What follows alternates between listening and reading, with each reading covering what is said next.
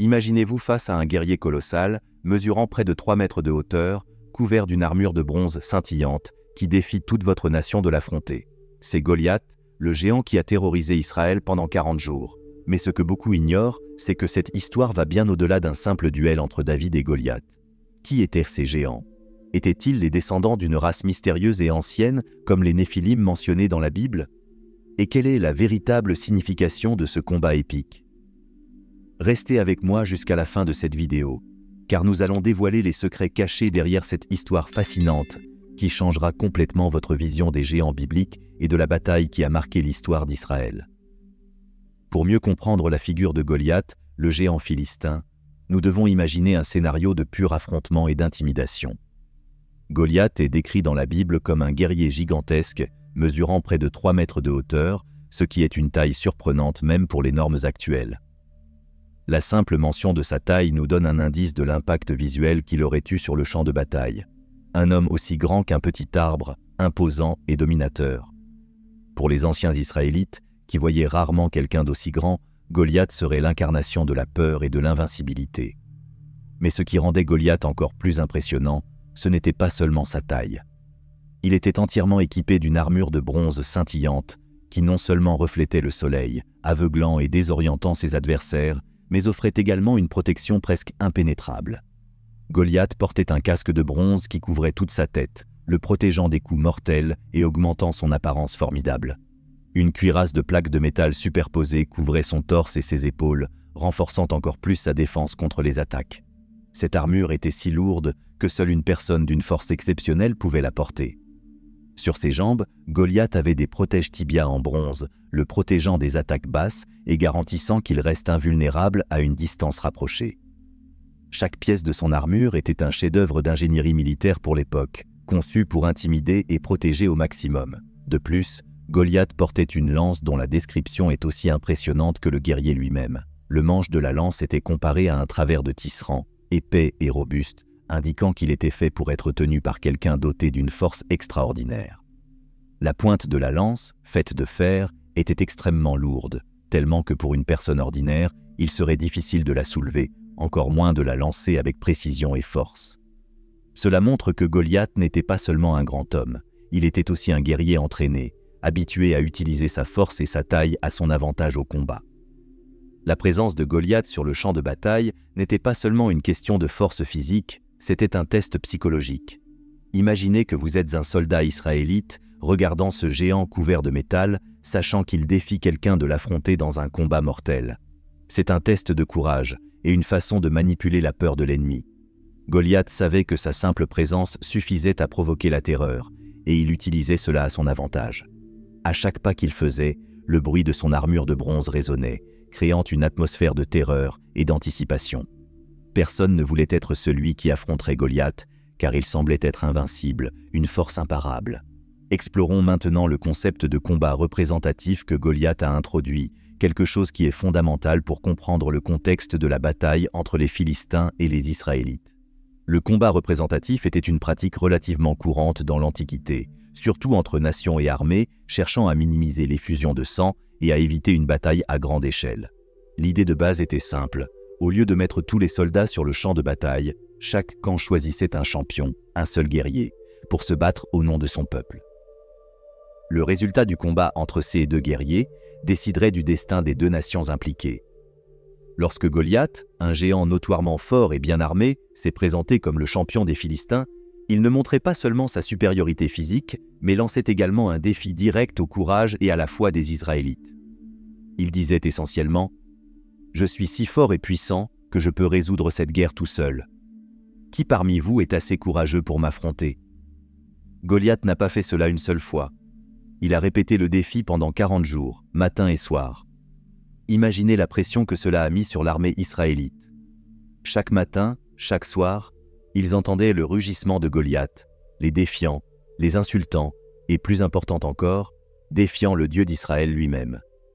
Pour les Israélites, ce n'était pas seulement un défi militaire. C'était une insulte spirituelle et une épreuve de leur foi et de leur confiance en Dieu. Ce que Goliath proposait n'était pas simplement un combat physique, c'était un affrontement d'identité et de croyance. En lançant son défi à plusieurs reprises, Il ne provoquait pas seulement la peur des Israélites, mais tentait aussi de briser leur esprit. Ce qui est en jeu ici n'est pas seulement une victoire ou une défaite militaire, mais la réputation de tout un peuple et, plus crucialement, de leur Dieu. Ce type de combat représentatif exigeait un choix difficile.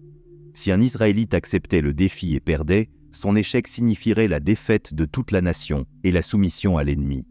C'était une responsabilité énorme à assumer pour quiconque, mais en même temps, refuser le défi jour après jour était également démoralisant et suggérait une faiblesse ou un manque de foi. Pour l'armée israélite, il était clair que personne ne voulait être choisi pour affronter le géant. Le risque était tout simplement trop grand.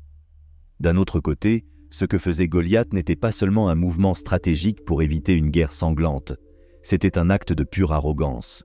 Il croyait que sa force physique et son armure impénétrable suffisaient pour vaincre n'importe quel adversaire. Il était tellement confiant en ses capacités qu'il ne considérait pas la possibilité de la défaite. À bien des égards, Goliath est un symbole de la confiance excessive en la force humaine et en les capacités matérielles, ignorant complètement le pouvoir de l'esprit et de la foi. L'insistance de Goliath sur un combat représentatif pendant 40 jours porte également un symbolisme important. Le nombre 40 est utilisé à plusieurs reprises dans la Bible pour marquer des périodes d'épreuve, de tests et de purification. Par exemple, les Israélites ont erré dans le désert pendant 40 ans. Moïse a passé 40 jours et nuits sur le mont Sinaï. Jésus a jeûné pendant 40 jours. Ainsi, le défi de Goliath pendant 40 jours peut être vu comme un test de foi et de courage pour le peuple d'Israël. Les Israélites ont été confrontés à un dilemme. Accepter le défi et risquer tout, ou l'ignorer et vivre avec l'humiliation constante. Cette période de 40 jours est donc une métaphore des épreuves que nous rencontrons souvent dans nos vies. Parfois, nous sommes mis au défi de manière apparemment insurmontable, et nous sommes forcés de regarder à l'intérieur de nous-mêmes et d'évaluer notre foi, notre courage et notre détermination. Goliath représente donc plus qu'un simple adversaire physique.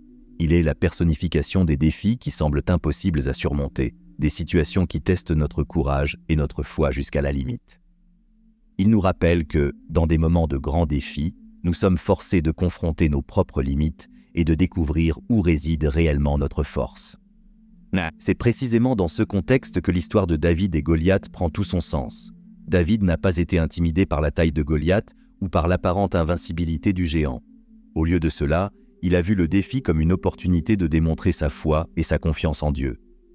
Le combat représentatif de Goliath était censé être une démonstration de la puissance humaine, mais il s'est avéré être une leçon sur le véritable pouvoir de la foi et du courage.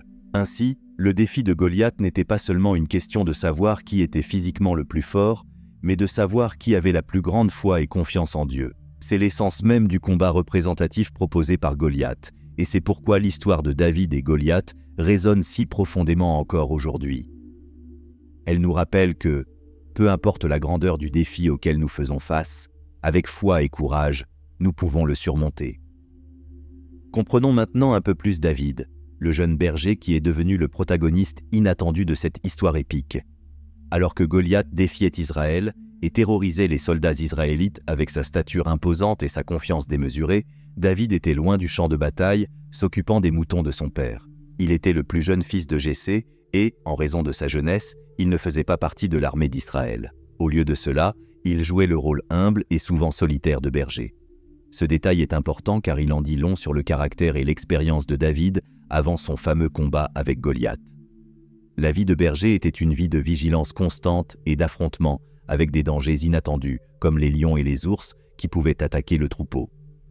David avait donc une formation pratique en courage et en confiance en Dieu dans des situations dangereuses, même si ses compétences de combat étaient considérées comme inadéquates selon les normes militaires traditionnelles. Il avait appris à protéger son troupeau avec une fronde et à faire confiance à Dieu pour la protection et la provision. Ces expériences apparemment simples et banales préparaient en fait David à quelque chose de bien plus grand.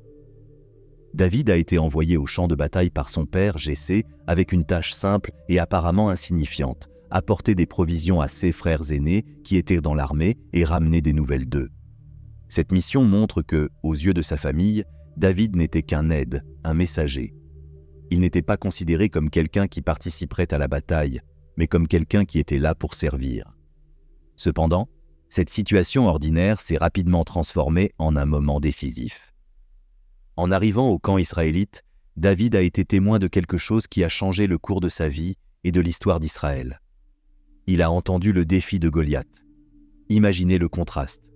D'un côté, un jeune berger qui a passé ses jours dans les collines tranquilles, prenant soin des moutons, et de l'autre, un guerrier colossal, vêtu d'une armure de bronze, criant des insultes et défiant l'armée d'Israël et son Dieu. Pour beaucoup, cette situation aurait été désespérée, mais pour David, c'était une opportunité d'agir. David a été profondément indigné par l'audace de Goliath. Il n'a pas vu Goliath seulement comme un ennemi physique, mais comme quelqu'un qui insultait le Dieu d'Israël. Ce qui est fascinant ici, c'est la perspective de David. Alors que tous les autres soldats étaient fixés sur la taille et la force de Goliath, David était concentré sur quelque chose de beaucoup plus profond, le défi spirituel et l'affront envers le Dieu vivant. Il a vu la situation non pas comme un problème militaire, mais comme une question de foi et d'honneur divin. La réaction de David en entendant le défi de Goliath est révélatrice. Il ne se laisse pas intimider. Au contraire, il est indigné et se demande pourquoi personne n'était prêt à affronter le géant. Pour David, le courage ne venait pas de la force physique, mais de la confiance en Dieu. Il savait que, malgré sa jeunesse et son manque d'expérience en combat, Dieu avait le pouvoir d'accorder la victoire. Ce point de vue est essentiel pour comprendre la différence entre David et les autres soldats israélites. Là où il voyait un géant invincible, David voyait une opportunité de démontrer le pouvoir de Dieu. Lorsque David a commencé à interroger les hommes du camp au sujet du défi de Goliath et de ceux qui seraient faits pour l'homme qui le vaincrait, son courage et sa conviction sont rapidement devenus évidents pour tous ceux qui l'entouraient. Voici un jeune homme qui n'était pas seulement prêt à parler de sa foi en Dieu, mais aussi à agir sur cette foi. Il croyait que Dieu l'avait préparé pour ce moment, non pas par des entraînements militaires formels, mais à travers sa vie quotidienne et sa confiance inébranlable dans le Seigneur. Ce qui se déroule à partir de ce moment est la transformation de David d'un simple berger en un héros et un leader. Sa disposition à affronter Goliath n'était pas basée sur une confiance arrogante en ses propres capacités, mais sur une foi profonde et sincère en Dieu. David a compris que la véritable force ne venait pas des armes ou des armures, mais d'un cœur qui fait pleinement confiance en Dieu. Ce moment est un tournant crucial dans la narration biblique. L'histoire de David et Goliath est souvent interprétée comme un affrontement entre le faible et le fort, le petit et le grand. Mais, en réalité, c'est bien plus que cela. C'est une histoire sur la différence entre se fier à nos propres capacités et faire confiance à Dieu. C'est voir au-delà des apparences et reconnaître le véritable pouvoir de la foi.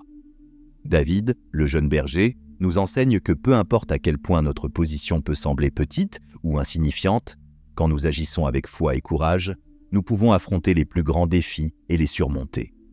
Ainsi, en réfléchissant à l'arrivée de David au camp israélite et à sa réaction au défi de Goliath, nous sommes rappelés que les grands exploits commencent souvent par de petits moments de foi. David nous montre que lorsque nous voyons le monde à travers les yeux de la foi, nous sommes prêts à affronter n'importe quel géant qui se présente sur notre chemin. Et c'est l'une des leçons les plus puissantes que nous pouvons tirer de l'histoire de David, le jeune berger devenu héros. Approfondissons notre compréhension du moment où David décide d'accepter le défi de Goliath. C'est l'un des moments les plus marquants de la narration biblique, car David, contrairement à tous ceux qui l'entouraient, ne s'est pas laissé intimider par la présence écrasante du géant. Tandis que tous les soldats israélites étaient terrifiés, tremblant à la simple vue de Goliath, David a fait preuve d'un courage qui, pour beaucoup, semblait presque irrationnel. Mais ce courage venait d'un endroit très précis, sa foi inébranlable en Dieu. Lorsque David s'est proposé pour affronter Goliath, il a été immédiatement conduit devant le roi Saül. Saül était un guerrier expérimenté, quelqu'un qui connaissait la bataille et comprenait les dangers d'affronter un adversaire comme Goliath. Naturellement, Saül a offert à David sa propre armure pour le protéger. Il est important de comprendre que cette armure représentait plus que de la simple protection physique. Elle symbolisait la confiance dans les armes et les traditions militaires de l'époque. Saül, en tant que roi, pensait que, pour que David ait une chance de survivre, il aurait besoin de la meilleure armure disponible.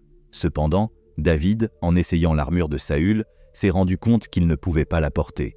Il n'était pas habitué à ce poids et à ces restrictions. David n'était pas un soldat entraîné au combat en armure lourde. Il était un berger qui comptait sur son agilité et son expérience avec la fronde, une arme qu'il utilisait pour protéger ses moutons contre les animaux sauvages. Ici, nous voyons quelque chose de profond sur la sagesse et la confiance de David. Il savait que tenter d'être quelque chose qu'il n'était pas, essayer de porter une armure et de combattre d'une manière qui ne lui était pas naturelle, le mettrait en désavantage. David a décidé de refuser l'armure. Cet acte, à première vue, peut sembler insensé ou imprudent, mais en réalité, c'était une décision très calculée et pleine de signification spirituelle. Refuser l'armure n'était pas seulement une question de confort ou de mobilité, c'était un choix fondamental de faire confiance à Dieu et à sa propre identité, plutôt que de s'appuyer sur les méthodes conventionnelles de guerre. David savait que sa véritable force ne venait pas des armures ou des épées, mais de sa foi et de sa relation avec Dieu. Il croyait que Dieu le protégerait, comme il l'avait déjà fait tant de fois auparavant, alors qu'il était dans les champs avec ses moutons. Au lieu de cela, David a choisi d'affronter Goliath avec ce qu'il connaissait, une fronde et 5 pierres lisses qu'il a ramassées dans un ruisseau. La fronde était une arme simple, mais entre les mains de quelqu'un de compétent, elle pouvait être extrêmement efficace. David, un berger habitué à protéger son troupeau des prédateurs, était incroyablement habile avec la fronde. Il savait que, si nécessaire, il pourrait l'utiliser pour atteindre sa cible avec précision. Et c'est ici que nous voyons la véritable nature du courage de David. Ce n'était pas un courage aveugle ou imprudent, c'était un courage basé sur son expérience, ses compétences et surtout sa foi. En optant pour la fronde et les pierres, David faisait également une déclaration sur l'endroit où il plaçait sa confiance. Il ne faisait pas confiance à sa propre force ou à la supériorité de son armement. Au lieu de cela, il plaçait entièrement sa foi en Dieu. Il disait que peu importait la grandeur ou la force de son adversaire, car il savait que la puissance de Dieu était plus grande que n'importe quel géant, n'importe quelle armure, n'importe quelle arme. Ce moment est crucial pour comprendre ce qui fait de David une figure si inspirante dans la narration biblique. Il nous enseigne que la véritable force et le véritable courage viennent de la connaissance de soi et de la confiance en quelque chose de plus grand que nous. Il n'a pas essayé d'être quelqu'un qu'il n'était pas. Il n'a pas essayé de combattre de la manière que tout le monde attendait. Au lieu de cela, il est resté fidèle à ce qu'il était, à ses compétences et, plus important encore, à sa foi. Ainsi, le combat de David contre Goliath ne commence pas lorsqu'il lance la pierre. Il commence bien avant, lorsqu'il décide de ne pas porter l'armure de Saül, mais de faire confiance à Dieu et à sa propre expérience. C'est un puissant rappel que, parfois, les plus grandes batailles que nous affrontons ne sont pas gagnées avec la force physique ou le pouvoir militaire, mais avec la foi, le courage et la volonté d'être authentique, même lorsque cela semble insensé pour tous ceux qui nous entourent. David nous montre que, pour affronter nos propres Goliaths, nous n'avons pas besoin de ce que le monde nous dit être nécessaire. Nous n'avons pas besoin de nous conformer aux moules ou de suivre des chemins qui ne sont pas les nôtres. Nous devons faire confiance à qui nous sommes, à nos propres compétences et surtout à ce que Dieu nous appelle à être. C'est ainsi que l'on vainc un géant, non pas avec des épées ou des armures, mais avec une foi et un courage inébranlables. David, avec sa fronde et 5 pierres lisses, a affronté Goliath, un géant entièrement équipé et protégé par une lourde armure de bronze. La différence entre les deux était frappante. D'un côté, Goliath, un guerrier expérimenté et redoutable, avec un arsenal d'armes puissantes et une présence intimidante. De l'autre, David, un jeune berger, sans armure, sans épée, armé seulement d'une fronde, un outil simple, mais mortel entre les mains de quelqu'un qui savait bien l'utiliser. Quand David courut pour affronter Goliath, il n'hésita pas. Il avait une confiance inébranlable, non pas en ses propres capacités, mais dans la force de Dieu. Il savait qu'il n'était pas seul dans cette bataille. Son courage ne venait pas d'un entraînement militaire ou d'une supériorité physique, mais d'une foi profonde en Dieu. Et c'est exactement cette foi qui l'a poussé en avant, contre toutes les probabilités. La fronde était une arme très commune à l'époque, utilisée surtout par les bergers et les chasseurs pour protéger les troupeaux des animaux sauvages. C'était un outil qui demandait précision et pratique, et David, dans son expérience de berger, avait certainement les deux. Il savait comment l'utiliser efficacement. Quand il prit une pierre de sa besace, il visa avec soin. Cet acte fut plus qu'un simple mouvement stratégique. Ce fut une expression de sa foi. David croyait que Dieu le guiderait et que cette pierre suffirait à abattre le géant. Avec un mouvement rapide et décidé, David lança la pierre de sa fronde. Et, à ce moment-là, quelque chose d'extraordinaire se produisit. La pierre vola dans les airs et frappa Goliath au front avec une précision mortelle. La Bible nous dit que la pierre pénétra le front de Goliath et il tomba face contre terre, mort. Ce qui semblait impossible pour les hommes devint possible pour Dieu à travers David. La mort de Goliath n'a pas été seulement une défaite physique. Ce fut un coup dévastateur pour les Philistins et un grand témoignage pour le peuple d'Israël. Lorsque les Philistins virent leur champion tomber, ils furent pris de peur et s'enfuirent. Ceux qui, quelques instants plus tôt, étaient pleins de confiance et de fierté, couraient maintenant pour sauver leur vie, vaincus et humiliés. La victoire de David fut un puissant rappel que Dieu n'a pas besoin de grand nombre ou de force physique pour accomplir ses desseins. Il peut utiliser le petit, le faible, l'improbable, quelqu'un comme David, pour démontrer son pouvoir. Cette victoire a également eu un profond impact sur David lui-même. Elle le catapulta d'un jeune berger inconnu à un héros national, quelqu'un qui serait rappelé pendant des générations comme l'homme qui, avec foi et courage, abattit le géant. Mais, plus que cela, la victoire sur Goliath a solidifié la confiance de David en Dieu. Il avait déjà vu Dieu agir dans sa vie auparavant, mais ce moment fut un puissant témoignage de la fidélité de Dieu et de sa capacité à sauver, même dans les situations les plus désespérées. Il est important de comprendre que la victoire de David sur Goliath est bien plus qu'une simple histoire d'un jeune qui surmonte un géant. C'est un symbole de la lutte constante entre le bien et le mal, entre la foi et la peur, entre ce qui est visible et ce qui est invisible. Goliath représentait tout ce qui semblait impossible à vaincre, la peur, l'oppression, le défi contre le pouvoir de Dieu. Et David, avec sa foi inébranlable, a montré qu'avec Dieu, l'impossible devient possible. Cette histoire est un rappel puissant que, dans la vie, nous faisons tous face à des géants. Ces géants peuvent être des défis externes, comme des problèmes financiers, des questions de santé ou des conflits personnels, ou ils peuvent être internes, comme des doutes, des peurs et des insécurités. Et l'histoire de David nous enseigne que, quelle que soit la taille de ces géants, nous pouvons les vaincre avec foi et confiance en Dieu. David nous montre que la victoire ne dépend pas de la manière dont le monde nous voit, que nous soyons petits, faibles ou mal préparés. La victoire dépend de l'endroit où nous plaçons notre confiance. Et quand nous plaçons notre confiance en Dieu, rien n'est impossible. La fronde et la pierre de David nous rappellent que Dieu peut utiliser les moyens les plus simples et les personnes les plus improbables pour accomplir de grandes choses. Ainsi, la victoire de David sur Goliath est une leçon éternelle sur la foi, le courage et la confiance en Dieu. Elle nous défie de regarder au-delà de nos propres limitations et de faire confiance au pouvoir de Dieu pour surmonter tout obstacle. Et, comme David, nous sommes invités à affronter nos géants avec la même foi inébranlable, sachant qu'avec Dieu, toutes choses sont possibles. Maintenant, explorons un aspect fascinant de l'histoire de Goliath qui suscite souvent des débats et de la curiosité. La possible identification de Goliath avec les Néphilim ou les Réphaïm, deux figures mystérieuses mentionnées dans la Bible. Ce terme se réfère à des groupes de géants qui apparaissent dans plusieurs passages de l'Ancien Testament. Et comprendre leurs origines et significations peut éclairer qui était vraiment Goliath et ce qu'il représentait. Tout d'abord, il est important de comprendre qui étaient les Néphilim et les Réphaïm. Les Néphilim sont mentionnés pour la première fois dans Genèse 6, Four, où ils sont décrits comme des hommes puissants, hommes de renom, qui ont vécu sur terre avant et après le déluge de Noé.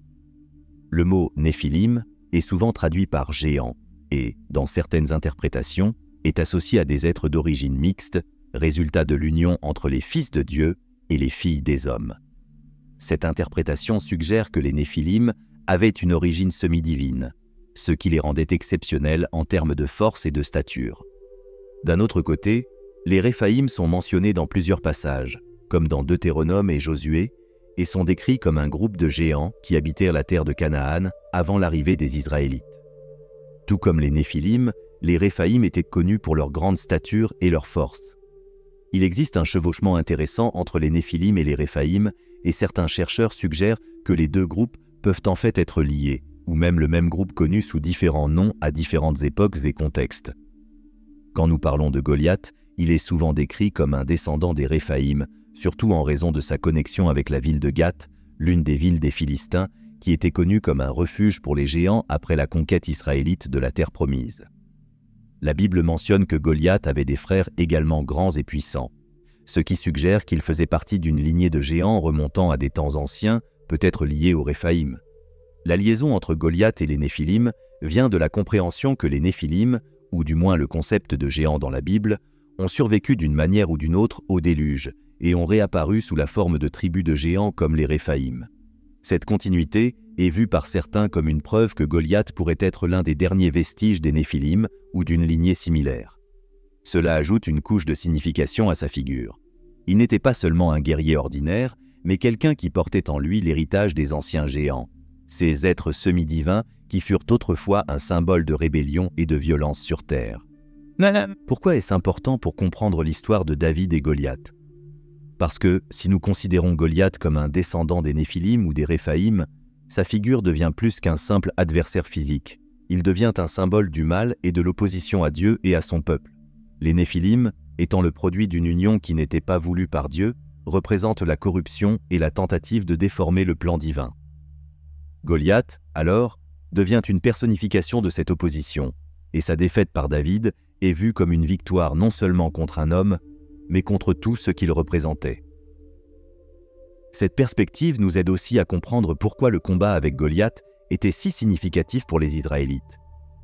Ils ne faisaient pas seulement face à un soldat d'une armée ennemie. Ils confrontaient une lignée d'ennemis anciens remontant à l'époque avant le déluge, lorsque la terre était pleine de violence et de corruption. La victoire de David sur Goliath est ainsi une réaffirmation du pouvoir de Dieu sur ses anciens ennemis, montrant que, indépendamment du pouvoir ou de l'héritage, personne ne peut s'opposer au plan divin et l'emporter. En fin de compte, le débat sur la question de savoir si Goliath était un Néphilim ou un Répha est un rappel que la Bible est riche en symbolisme et en signification spirituelle. Ces figures et leurs histoires nous aident à comprendre les batailles plus profondes entre le bien et le mal, entre la fidélité à Dieu et la rébellion contre lui. Goliath, qu'il soit un Néphilim, un Réphaïm ou simplement un géant philistin, représente tous les défis et forces qui tentent de s'opposer à Dieu. Et l'histoire de sa défaite aux mains de David nous rappelle qu'avec foi et confiance en Dieu, même les plus grands géants peuvent tomber. Cette interprétation renforce également l'importance de regarder au-delà de la surface des histoires bibliques, en cherchant à comprendre ce qu'elles signifient à un niveau plus profond. Goliath, en tant que possible descendant des Néphilim ou des Réphaïm, nous enseigne que le véritable ennemi n'est pas seulement physique ou visible, mais aussi spirituel et symbolique. Et c'est une leçon qui résonne avec nous tous, montrant qu'avec Dieu à nos côtés, nous pouvons affronter et surmonter n'importe quel défi, aussi grand ou intimidant qu'il puisse paraître.